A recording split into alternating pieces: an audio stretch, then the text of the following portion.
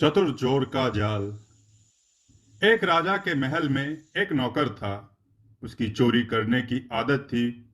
राजमहल में छोटी मोटी चीजों पर अक्सर वह अपने हाथ की सफाई दिखा दिया करता था।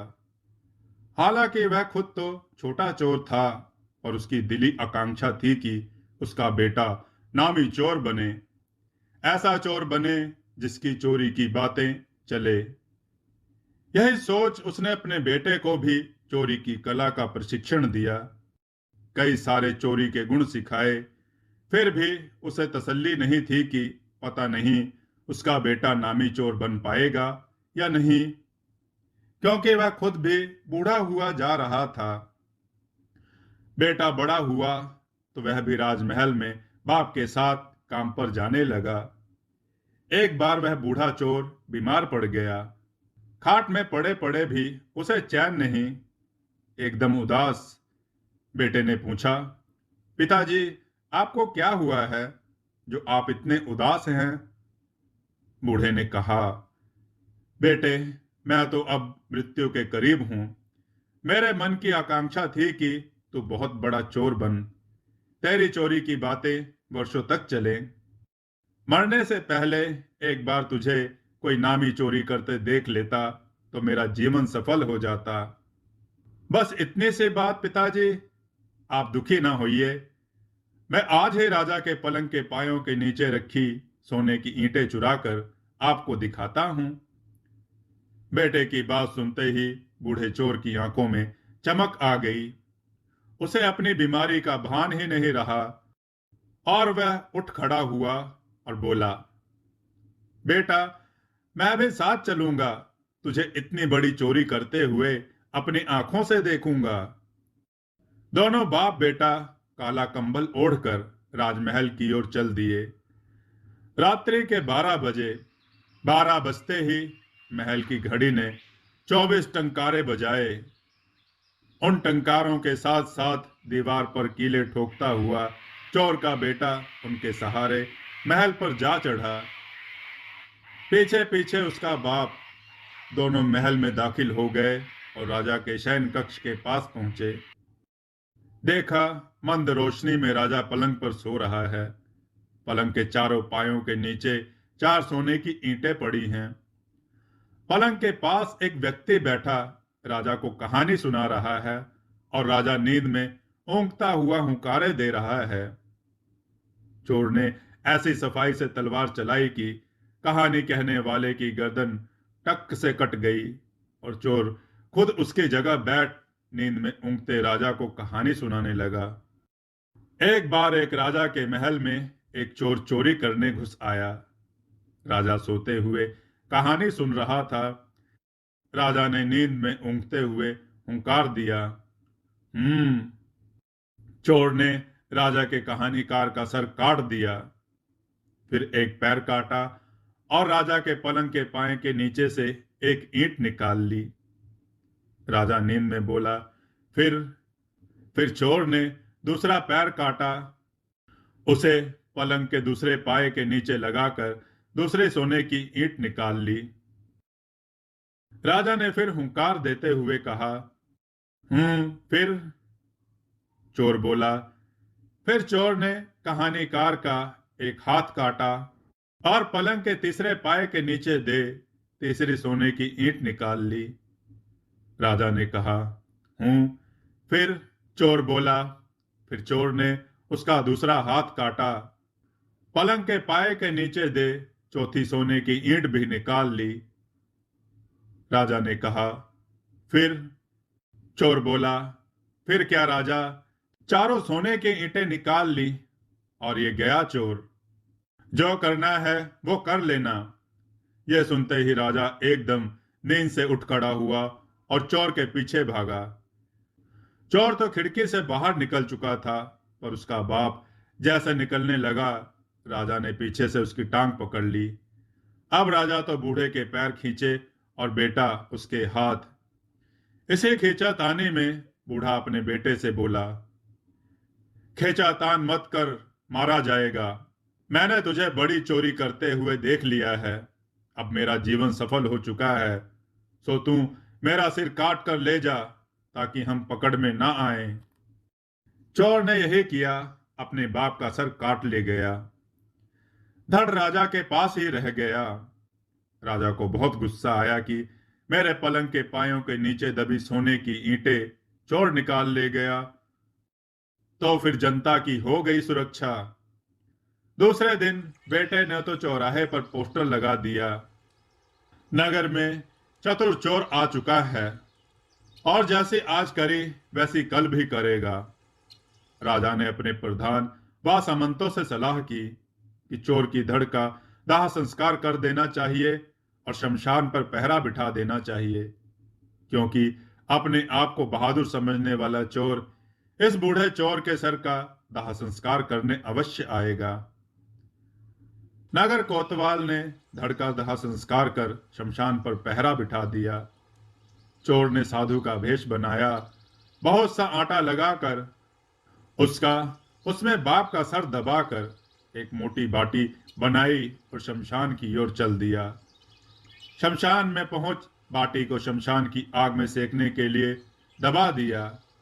पहरे वालों ने टोका तो बोला, मैं तो मस्त फकीर हूं, यहां अपनी बाटी सेकने रुक गया, शमशान की आग पर भी रोक है क्या?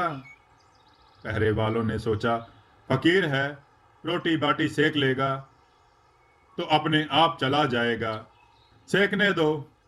आग में सिर दबाने के थोड़ी देर में सिर का भी दाह संस्कार हो गया। तब फकीर बना चोर पहरेदारों के पास गया और बोला, आप मेरी बाटी का ध्यान रखना, मैं नमक मिर्च लेकर आता हूं। ऐसा कह चोर तो अपने घर आ गया। पहरे वालों ने देखा, ना तो फकीर आया और ना ही चतुर चोर आया, तो उन्होंने शमशान की आग को जाकर देखा। उन्हें बाटी के स्थान पर चोर का सिर जलता हुआ दिखाई दिया। सुबह राजा को खबर पहुंच गई कि चोर ने तो पहरेदारों को बेवकूफ बनाकर सिर का भी दाह संस्कार कर दिया। सो राजा ने कोतवाल को बुलाकर डांटते हुए कहा, जो सिर का दाह संस्कार करने आ सकता है तो तीसरे दिन उसकी अस्थियां चुनने भी जरूर आएगा। सो इस बार तुम खुद शमशान पर पहरा देना और उसे पकड़ लेना। चतुर चोर तो खुद दिन में महल में ही रहता था। राजा की बात सुनने के बाद उसने भी निश्चय कर लिया कि अपने बाप की अस्थियां चुनने वह जरूर जाएगा। रात का अंधेरा होते ही चोर ने स्त्री वेश धारण कर आटे का लोथड़ा बना, उसे कपड़े में लपेट गोद में ले जैसे बच्चे को लेते हैं, साथ में लड्डुओं से भरी थाली ले ली, शमशान की ओर चल पड़ा। पहरे पर तैनात खुद कोतवाल ने उसे रोका, तो कौन है, इस वक्त शमशान में क्या करने जा रही है? औरत ने हाथ जोड़कर बोला, माई बाप, बड़ी मुश्किल से भैरव देवता की मेहरबानी से मेरी गोद भरी है। इससे पहले मेरे 4 बच्चे चलते रहे, अब इसे नहीं खोना चाहती। शमशान में भैरव को खुश करने का एक टोटका करना है। शमशान की राख से 7 कंकर इसके सर पर फेंकने हैं, बस। ऐसा कह औरत ने लड्डुओं से भरी थाली पहरे वालों की ओर कर दी। सभी पहरे वाले लड्डू खाने लग गए। तब तक स्त्री वेश में चोर ने अपने बाप की अस्थियां चुन ली। आटे के लोथड़े को शमशान में रख औरत कोतवाल के पास पहुंची। माई बाप, छोरे को अभी वहीं सुलाया है, मैं पूरे शमशान भूमि की परिक्रमा कर आई। कहकर चोर ने तो सीधा अपने घर का रास्ता पकड़ा।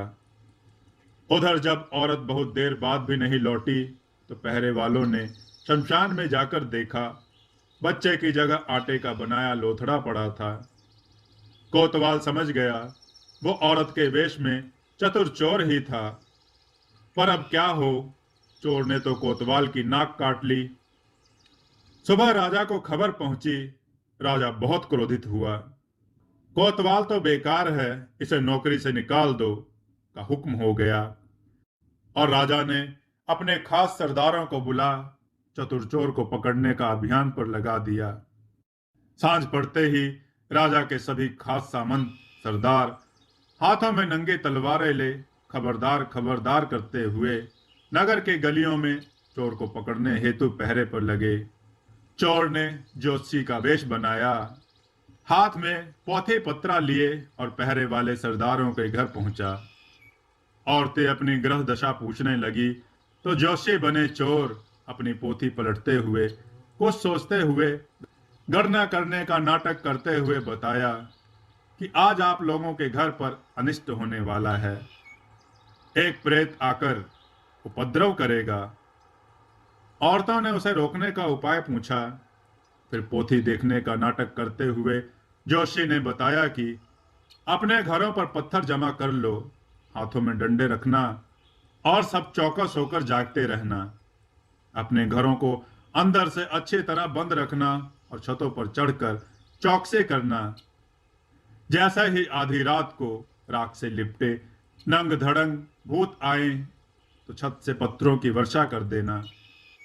पत्थरों की मार पड़ेगी तो प्रेत अपने आप वापस भाग जाएंगे।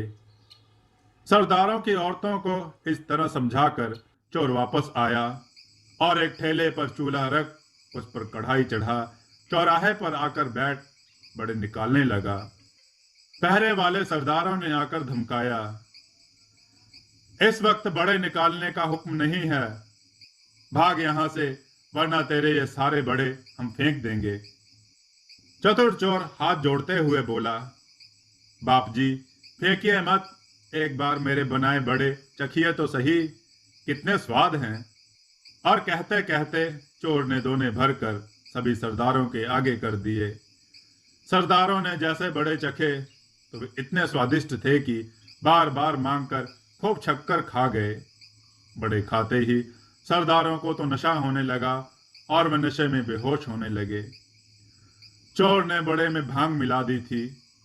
जैसे ही वे बेहोश हुए, चोर ने एक एक करके सबके कपड़े उतार लिए और उनके शरीर पर राख मल दी और खुद अपने घर जाकर सो गया। काफी रात गए जब सरदारों की बेहोशी टूटी और होश आया और अपनी हालत देखी तो अपने घर की ओर भागने लगे। आगे औरतें प्रेतों से मुकाबले को सजी हुई बैठी थी। शरीर पर राख मले अपने मर्दों को घर की तरफ आते देख औरतों ने सोचा, प्रेत आ गए, जोशी ने सही बताया था। और वे पत्थर वर्षा कर उन पर टूट पड़ी। किसी को घर में नहीं घुसने दिया। सुबह का उजाला होते ही सरदारों को लोगों ने पहचाना। अरे ये तो जोरावर सिंह जी, अरे ये तो पर्वत सिंह जी, अरे ये तो दिलीप सिंह जी, ये फलाना सिंह जी, आदि आदि। सब अपने अपने घरों में घुसे। शर्म से किसी ने राजा को मुंह नहीं दिखाया। कौन से मुंह से राजमहल जाकर राजा से मुजाकरा करते। पूरे नगर में चतुर चोर की होशियारी की चर्चा होने लगी। चतुर चोर ने तो नगर चौक पर फिर पोस्टर लगा दिया, जैसा कल किया वैसा ही आज करूंगा। जब चतुर चोर ने राजा के सभी खास सरदारों की अच्छी तरह से आरती उतरवा दी तो राजा को और गुस्सा आया। राजा ने अपनी मंत्रियों से कहा, ये चोर तो रोज चोट पर चोट किए जा रहा है, अब इसे पकड़ना बहुत जरूरी हो गया है। वैसे कांटा निकालने के लिए कांटे की ही जरूरत पड़ती है, इसलिए इसे पकड़ने की जिम्मेदारी चोरों को ही देते हैं। चोर चोर की हरकत से वाकिफ होता है, इसलिए राज्य के सभी चोरों को इकट्ठा कर इसके पीछे लगा देते हैं। वे इसे पकड़ने में जरूर कामयाब होंगे। नगर के सभी नामी चोरों को राजभवन में बुलाया गया और उन्हें चतुर चोर को पकड़ने की जिम्मेदारी दी गई। चोरों ने राजा से अर्ज किया, महाराज हमें एक ऊंट और एक नौलखा हार दिलवाया जाए। राजा ने उनकी मांग मंजूर कर दी। शाम होते ही ऊंट के गले में नौलखा हार पहनाकर चोरों ने ऊंट को नगर में खुला विचरने के लिए छोड़ दिया और उससे कुछ दूरी बनाकर खुद चलने लगे। इस घोषणा के साथ कि असल चोर है तो इस ऊंट के गले से नौलखा हार निकालकर ले जाए। चतुर चोर वही था, उसे तो सब पता होता था कि अब ये क्या करने वाले हैं। सो उसने दिन में ही अपने घर में ऊंट को काट कर दफनाने जितना एक गड्ढा पहले ही खोद लिया। जैसे ही रात हुई वह चोरों द्वारा छोड़े गए ऊंट के पीछे हो लिया। आगे बाजार में एक जगह एक बाजीगर अपना खेल दिखा रहा था। चतुर चोर ने बाजीगर से कहा, कोई ऐसा चमत्कारी तमाशा दिखा कि देखने वाले भ्रमित हो जाएं, तो तुझे रुपए 50 दूंगा। बाजीगर तमाशा दिखाते हुए बोला, मर्द को औरत बना दूं, चींटी को हाथी बना दूं, कोई कहे तो चतुर चोर को पकड़वा दूं। बाजीगर की ऐसी चमत्कारी बातें सुन चोरों का दल भी खड़ा होकर सुनने लगा। तब तक चतुर चोर ऊंट को अगवा कर अपने घर ले गया।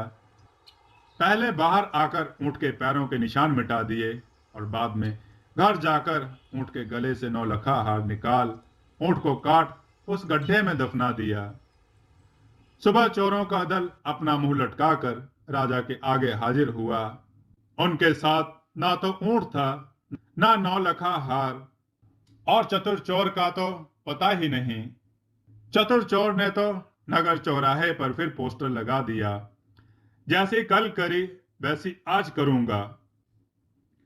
राजा ने चोरों के दल को भगा दिया और अपने प्रधान को बुलाकर कहा, प्रधान जी, आज रात आप पहरे पर जाएं और चोर को पकड़कर हाजिर करें, नहीं तो आपकी प्रधानी गई समझो। रात को प्रधान जी खुद घोड़े पर बैठ गश्त पर निकले। आगे बढ़े तो देखा एक बुढ़िया इतनी रात गए हाथ चक्की से रोते हुए दलिया दल रही है। प्रधान जी ने बुढ़िया से पूछा, इतनी रात गए तो ये दलिया किसके लिए दल रही है और रो क्यों रही है? बुढ़िया बोली, अन्नदाता गरीब लाचार बुढ़िया हूं, चतुर चोर के घोड़े के लिए दाना दल रही हूं। क्या करूं हुजूर, रोज वह चोर मुझे अपने घोड़े के लिए दाना दलने हेतु दे जाता है, मेहनत के पूरे पैसे भी नहीं देता, मना करती हूं तो धमकाता है। चतुर चोर का नाम सुनते ही प्रधान जी का चेहरा चमक उठा। सोचा, आज आसानी से चतुर चोर को पकड़ लूंगा। लगता है मेरे से पहले जितने लोग पहरे पर निकले सब नालायक थे। और प्रधान जी ने बुढ़िया से कहा, माई, मैं इस राज का प्रधान हूं, चतुर चोर ने मुझे भी तंग कर रखा है, आज मुझे यहां कहीं छिपाकर बैठा दे और चतुर चोर के आते ही इशारा कर देना, मैं उसे पकड़ लूंगा। बुढ़िया बोली, छिपने से वह आपके पकड़ में नहीं आने वाला, कहीं भाग गया तो, इसलिए आप एक काम करो, मेरे कपड़े पहनकर यहां खुद दलिया डलने बैठ जाओ। जब चतुर चोर दलिया लेने आए तो झटके से उसे पकड़ लेना। प्रधान जी को बुढ़िया की बात जच गई। वे बुढ़िया के कपड़े पहन खुद दाना दलने लग गए। उधर चतुर चोर प्रधान जी के कपड़े व घोड़ा लेकर छूमंतर हो गया और प्रधान जी को हाथ की चक्की पीसते पीसते सुबह हो गई। ना तो चतुर चोर आया, ना बुढ़िया नजर आई, ना प्रधान जी के कपड़े व घोड़ा दिखाई दिया। तब प्रधान जी को आभास हुआ कि चतुर चोर उन्हें भी बेवकूफ बना गया। बेचारे प्रधान जी तो पानी पानी हो गए। प्रधानी गई सो अलग। प्रधान जी की असफलता की बात सुन राजा को बड़ा क्रोध आया और कहने लगा, सब हरामखोर हैं, सबको मुफ्त का खाने की आदत पड़ गई है। इतने लोगों को पहरे पर लगाया, कोई भी उस चोर को पकड़ नहीं पाया। अब तो मुझे ही कुछ करना होगा। और रात पड़ते ही खुद राजा शस्त्रों से लैस हो घोड़े पर चढ़ नगर में पहरे पर निकला। चतुर चोर तो दिन में महल में ही रहता था, सो राजा द्वारा उठाए जाने वाले हर कदम का उसे पता होता था। शस्त्रों से सज्जित राजा रात्रि में पहरा देने हेतु तालाब पर धोबी घाट की ओर गया तो देखा एक धोबी पछाट पछाट कर कपड़े धो रहा है। राजा ने पास जाकर धोबी से पूछा, तू कौन है और इतनी रात गए कपड़े क्यों धो रहा है? हुजूर, मस्ताना धोबी हूं, आपकी रानियों के कपड़े धो रहा हूं। तो आधी रात को क्यों धो रहा है? राजा ने पूछा। हुजूर, अन्नदाता, रानियों की पोशाकों पर हीरे जड़े रहते हैं, दिन में यहां भीड़ रहती है, कोई एक आधा हीरा चुरा के ले गया तो इसलिए रात को धोता हूं। पर महाराज, इतनी रात गए, आप यहां अकेले? चतुर चोर को पकड़ने, राजा ने उत्तर दिया। धोबी बोला, महाराज, चतुर चोर तो रोज यहां आता है, मेरे साथ बातें करता है, हुक्का पीता है। उसे पकड़ना है तो आप एक काम करें, उस पेड़ के पीछे छुपकर बैठ जाएं। चतुर चोर आते ही मैं उसे बातों में उलझाऊंगा और आप आकर उसे झटपट झटके में पकड़ लेना। राजा को बात जच गई और वो पेड़ की ओट में छिपकर बैठ गया। अंधेरी रात थी। कुछ देर बाद राजा को किसी के पैरों की आहट सुनाई दी। ये आवाज धोबी की ओर जा रही थी। राजा समझ गया कि हो ना हो चतुर चोर आ गया है, तो वह चौकन्ना हो गया। उधर धोबी ने बोलना शुरू किया, आओ चतुर चोर आओ, आ हुक्का पीते हैं, बैठ। राजा ने चतुर चोर का जवाब भी सुना, हाँ भाई मस्ताना धोबी, ला हुक्का पिला, फिर चलता हूं। जैसी कल प्रधान जी के साथ करी वैसी आज राजा के साथ भी करनी है। इतना सुनते ही राजा को क्रोध आया और वह तलवार ले सीधा चतुर चोर की ओर दौड़ा। राजा के दौड़ते ही धोबी ने एक काली हांडी तालाब में फेंक दी और राजा से बोला, महाराज पकड़िए चोर को, वो पानी में कूद गया और तैरकर भाग रहा है। राजा भी तुरंत पानी में कूद गया। उसके आगे आगे तैरती जा रही थी काली हांडी, सिर जैसी लग रही थी। राजा तैरते हुए हाँफते हाँफते हांडी के पास पहुंचा और हांडी पर तलवार का वार किया। हांडी के फूटते ही राजा को समझ आ गया कि चतुर चोर ने उसके साथ भी चोट कर दी है। राजा पानी से बाहर आया तो धोबी गायब और उसका घोड़ा भी। राजा को तो काटो खून नहीं, और राजा मन ही मन बड़ा शर्मिंदा हुआ। दूसरे दिन राजा दरबार में आकर बैठा और अपने दरबारियों से चतुर चोर की तारीफ करने लगा। जो भी चोर हो तो ऐसा ही हो। बेशक वह चोर है, पर है बहुत होशियार और बहादुर।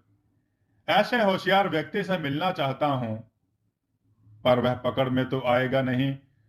पर बेशक मुझे कुछ भी करना पड़े, मुझे उसे देखना जरूर है। कुछ भी हो, बहादुरी तो दुश्मन की भी सराहनी पड़ती है, और ये तो अपने ही हुनर में उस्ताद है। और राजा ने हुक्म दिया, यदि चतुर चोर सुन रहा है या यह खबर उस तक पहुंचाई जाए तो वह हमारे दरबार में हाजिर हो। उसके किए सभी गुनाह माफ किए जाएंगे। यही नहीं, एक बार वह आकर मेरे सामने हाजिर हो जाए तो उसे इनाम में 10 गांवों की जागीर भी दे दी जाएगी। इतने में ही राजा के नौकरों में से एक राजा के आगे आकर खड़ा हुआ। अन्नदाता, लाख गुनाह माफ करने का वचन दें तो चतुर चोर को अभी लाकर आपके सामने हाजिर कर दूं। वचन दिया तो यह चतुर चोर, मैं आपके चरणों में खड़ा हूं। मैं कैसे मानूं कि तुम ही चतुर चोर हो? राजा ने कहा। महाराज, मेरे साथ राजा के आदमी मेरे घर भेज दीजिए। जब सारा सामान आपको नजर कर दूं तब मान लेना। राजा ने अपने आदमी उसके घर भेजे।